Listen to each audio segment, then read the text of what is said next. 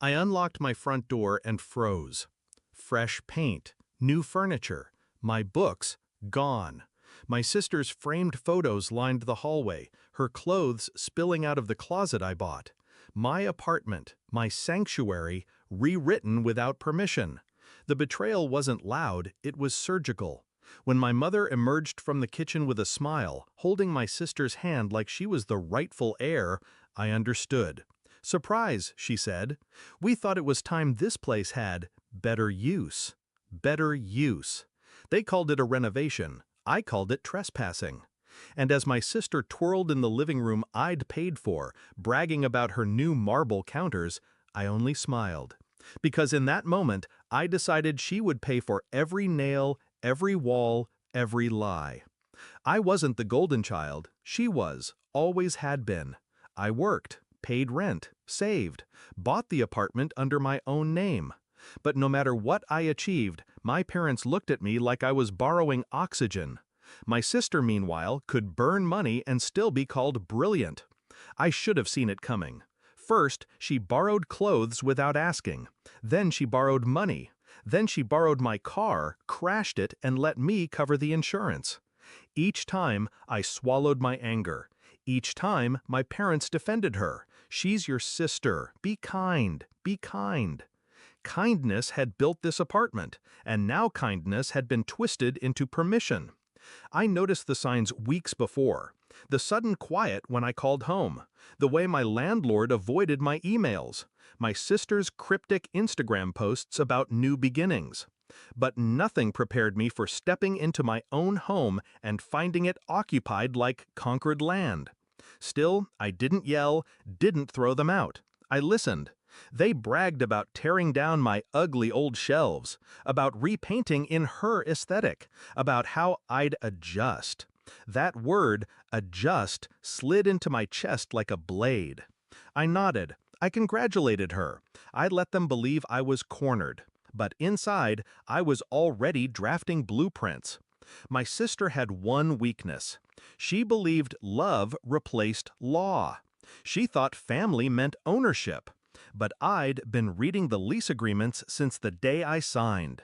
I knew every clause, every statute.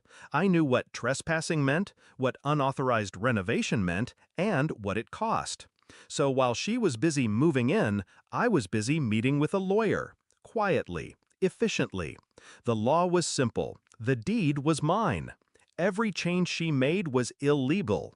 Every bill she signed in my name was fraud. All I had to do was wait. 2 weeks later, the trap snapped shut. They came to celebrate her moving in. My parents, my cousins, all clapping in my stolen living room. My sister strutted like a queen, holding a glass of champagne she hadn't paid for. That's when I walked in. Calm, silent. The room froze. "You're early," my mother stammered. I smiled. "No, I'm home." I walked to the kitchen counter, placed down a neat stack of papers, and slid them toward my sister. "Read," I said. She blinked. "What is this?" "An eviction notice. For you." The silence was perfect. Her laugh cracked. "You can't evict me," Mom said. I cut her off. "Mom doesn't own this apartment. I do. Every nail you put in the wall, illegal. Every charge you made in my name, fraud. Every bill I paid for you, terminated as of tonight." I pulled out my phone, tapped once. Behind me, the lights clicked off. The Wi-Fi dropped. The AC went silent.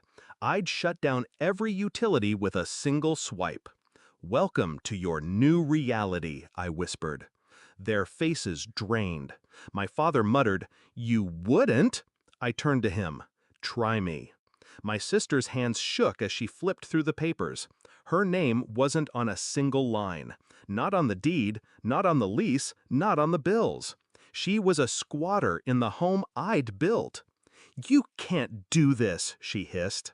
I leaned in, low enough for only her to hear. "You should have asked first."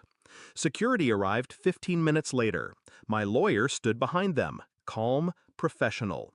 My sister screamed, begged, cursed. My parents pleaded. But the law didn't care about their tears. The law cared about signatures. Mine.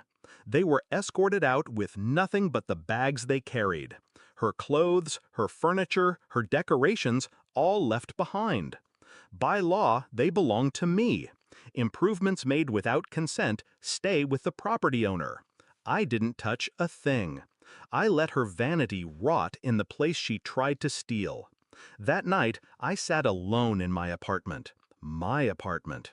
The silence was beautiful. I ran my hand along the fresh paint she'd chosen. I didn't hate it, but every brushstroke was a scar, a reminder of the moment they tried to erase me.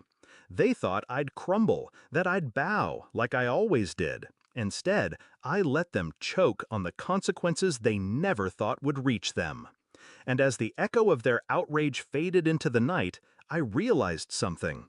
They'd taught me my whole life to be kind, to be patient, to forgive.